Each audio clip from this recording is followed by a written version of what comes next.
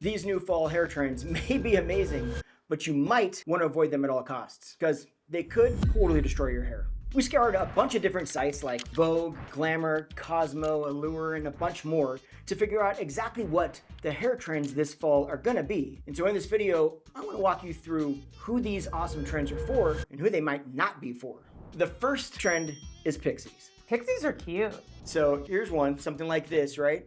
So the big thing, the trend that's gonna happen is we're talking about shorter lengths where it's like either really short, especially for curly girls, really short, or like far part over, like a hard part from the side, and then a little bit of extra length on the other side. That first one I liked because it was longer in the front, so it almost gave you the illusion of more length. If you actually look at this particular style right here that Deanna likes, this area right here, this is what she's talking about. That's a lot of bulk in there. If you've got like thicker hair and you try to do something like this, then what you might find is that this bulk right there actually gets so thick that you can't tuck it behind your ear very well, and it starts to get a little bit full.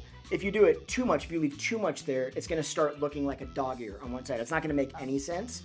So it's fine to have a little bit of extra length there, but you just don't wanna have so much more here than you do over here that it all of a sudden feels like it's completely asymmetrical. If you look at this, part of the reason that you like this photo is that there's a little bit of fullness on this side. There's just a little bit more on this side, so it doesn't feel so overwhelming. Does that make sense? Yeah. If you leave the length there, you're gonna wanna layer that out a lot and actually make it a lot thinner, texturize it a lot, so that it actually ends up not looking so thick. That could be my next cut. You think so? Yeah. It's You think you do that? I really like it. Okay, so here's another version of the shorter with the longer on the side. The only thing you wanna pay attention to with something like this is these shapes are really cute, but they have a tendency to grow out pretty quickly. Right now, it's actually doing her a service. This line's going like this, right? That little bit of bulk is going like that, which actually follows her cheekbone structure, right? Which is really nice because that actually lifts the eye up the shape a little bit more as well. But if there's too much bulk in there, it ends up looking actually like it's too full on the sides, and it can start just making it look really frumpy when it grows out. And then we got the super short, so like the curly hair is super short. I dig this. I think if you can rock a short haircut like this, get with it. Yeah. No, I think it's super great. Okay, so that's not the only trend. Let's move to the next one. The Crob. Okay, can I just tell you that I hate these names. Not just these. The Crob? The Crob. Oh, okay, names are trends drive me insane because they're just made up by some random person. So this specifically, an in-between of a French bob and a shorter cut. Do you know what a French bob is? No. Okay, Show me. so let me show you. This is basically a French bob. Okay. A Crob is just A shorter version of that. a cropped bob. Huh.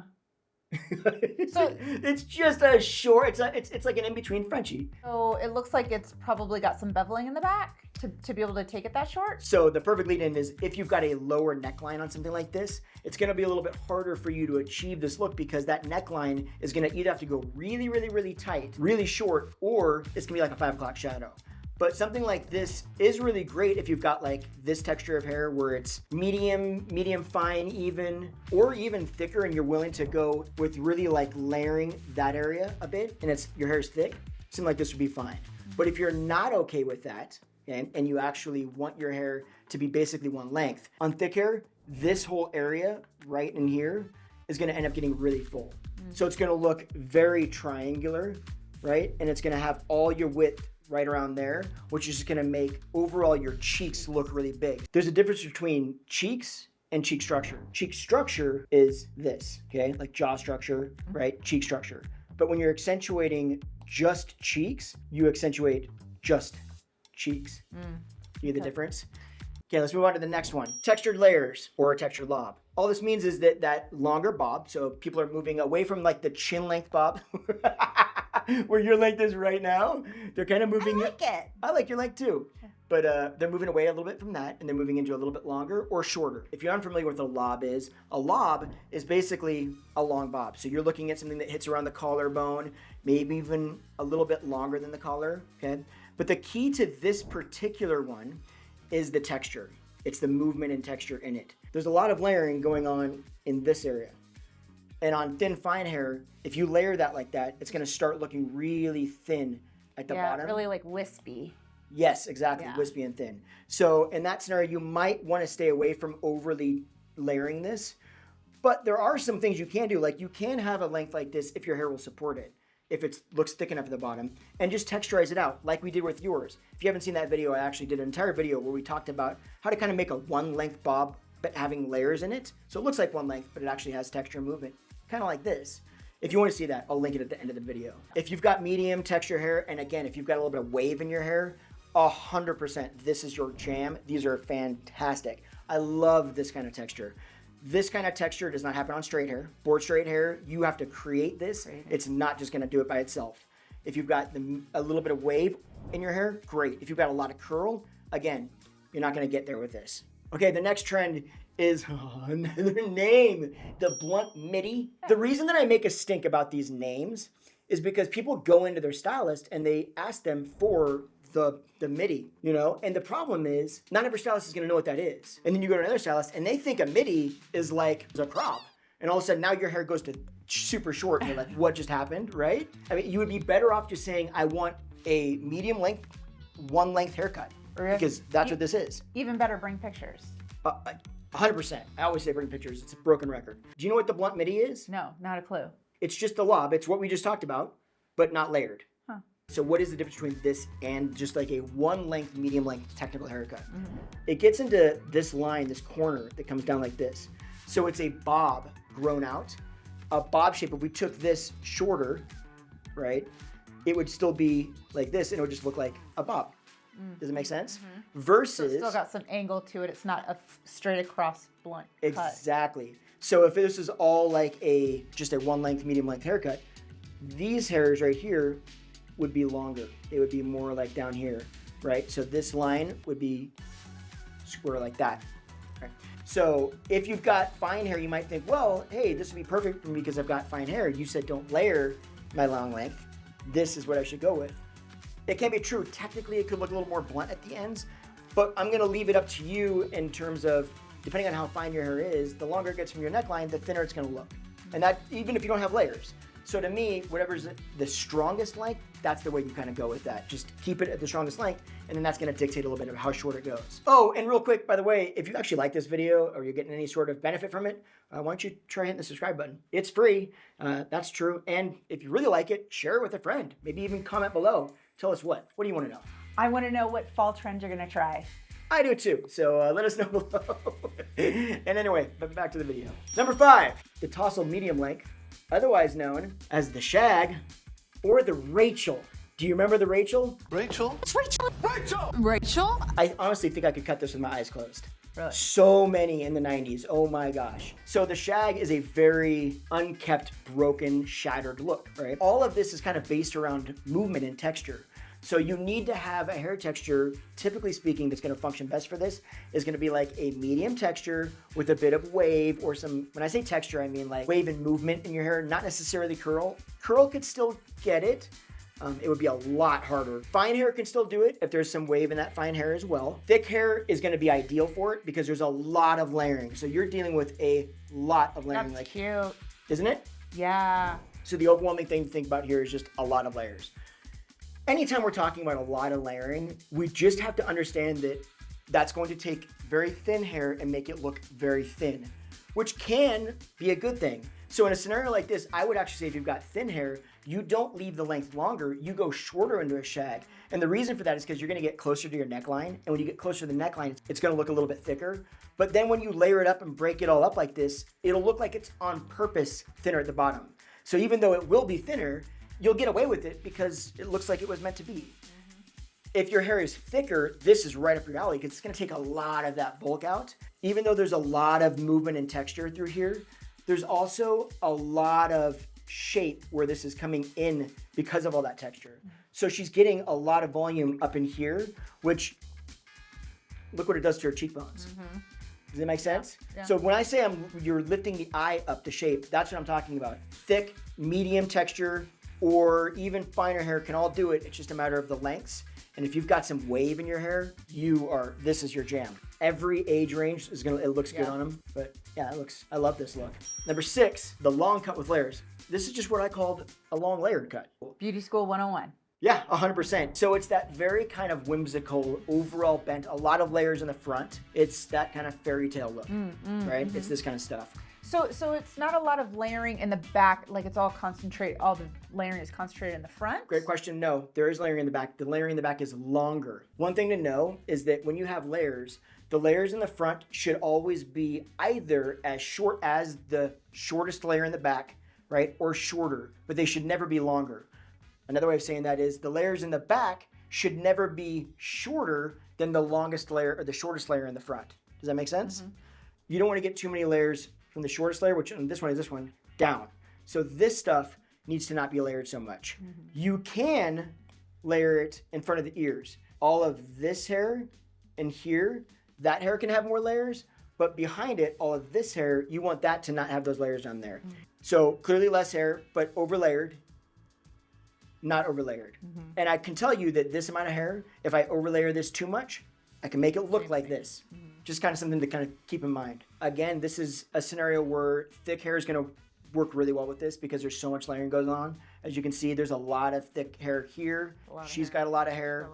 She has a lot of hair. Okay. So here's the great thing though. If you've got fine or thinner hair, you might be thinking, well, I could never do this. This is actually the kind of layering that is perfect. Reason being is because there's a lot of layering in the front. And when you layer the front out, it doesn't tend to look so much thinner. It just actually tends to give it a lot more movement. There isn't as much layering in the back. So that's going to help it to look a little bit stronger and not feel as thin in the back. So something like this actually is a really good option, especially if you can get a lot of volume in it, use the right product, round brushes, not flat irons because they don't create that same, this look, all of these looks, this is curlers or round brushes. That's what creates this. You don't get that from using a flat iron and trying to get a bend in it, all right? Fringe, you said it earlier. I did. Bangs. Somebody made a comment on something I said a long time ago. They're like, bangs, what is bangs? Oh. It's like fringe Yeah. or bangs. You learn in hair school it's called fringe, not bangs. Baby bangs are coming back. Some people can rock that look. Oh, 1,000%. Let me tell you. I've got a huge forehead. I feel like you have to have a smaller forehead for that. No, actually, you don't. Okay, so if you have a really small forehead, it's not a matter of how short the bangs are. It's a matter of how high they are on your forehead. There's a difference there. If your forehead is really small and you try to cut bangs that short, You're just gonna yeah, that means the hair is going to be so short, it's going to be like mine. It's going to stand straight out. Okay. You have to have enough forehead to get them to still be high, but have some actual length to them. And then you get control out of them. Okay. Now, if you've got like an actual really round face, this isn't a bad move for you actually. If we brought these on the round face all the way down here, it made it really, really, really square and strong, right? You color all this stuff in and it's really thick. It's gonna make her face look more round. But if we take those bangs like they are here, we bring them up here, now we can still see some of her forehead through there, right? And that means that it still gives us a little bit of length. I love the look of the bang. I don't know that I like the baby bang. It's a specific person to me. However, I just think that you need to be very aware that they're going to be high maintenance. They are going to have to be long enough to actually get control out of. Even on this one, see how long those bangs are though? Yeah. You think they're short because they're high, but they're not. They've actually got a little bit of length to them, enough to get some control. Yeah, it looks kind of like my clip-on bangs that I got.